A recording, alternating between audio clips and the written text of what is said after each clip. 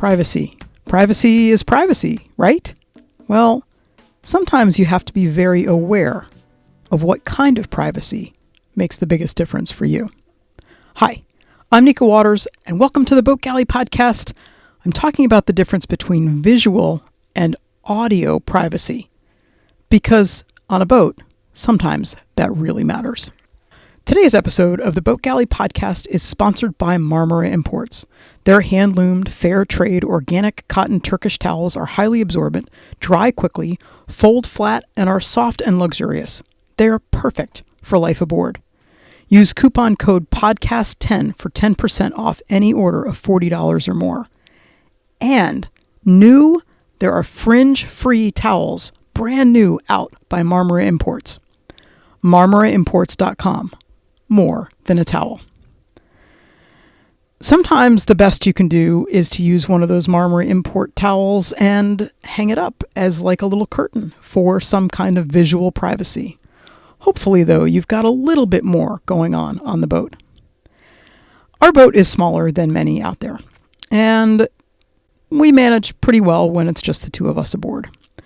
Over Christmas, there were 5 of us on the boat. We made a real point of pointing out to our family who are coming to visit that privacy is definitely something maybe in a little bit more short supply on board than you might be used to in a house. Think about in a house even where a bathroom is located. Normally it's not right next door to where public spaces are because you kind of want the noise privacy as well as the visual privacy. On a boat, sometimes the best you can do is that visual privacy. Because, let's face it, sounds happen. Sounds are loud. Sounds that you're embarrassed by, sounds that you really would prefer that other people aren't aware of, they're kind of hard to escape on a boat. Maybe I should say sounds are hard to escape on our 28-footer. What do? We set up visual barriers. We have a curtain that goes across the door to the head because we don't have any doors on the boat. When we were sailing with the kids when they were small, our whole setup was that there was visual privacy between each bunk. Our son was in the quarter berth. There's a bulkhead that was separating where his sibling slept, and there was another bulkhead that separated where we slept.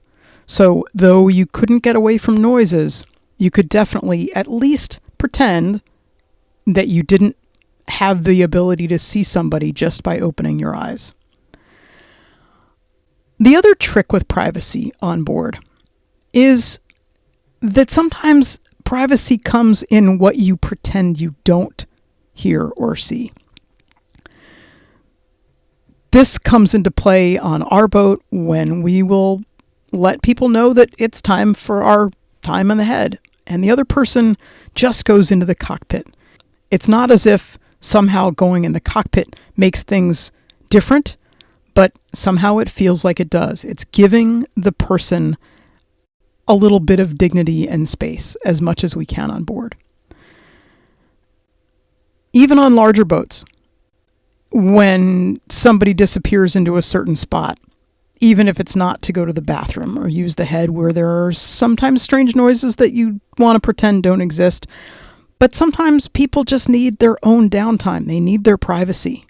And so they'll go into a cabin. They'll go up forward and just not want to be bothered. And you can give them visual privacy by not looking at them, by not following them, by not hounding them to join in the fun or do something different, by not commenting on where they might have gone. So privacy aboard can be as simple as closing a door for visual privacy. It can be putting in headphones if you would like to give the person even more audio privacy.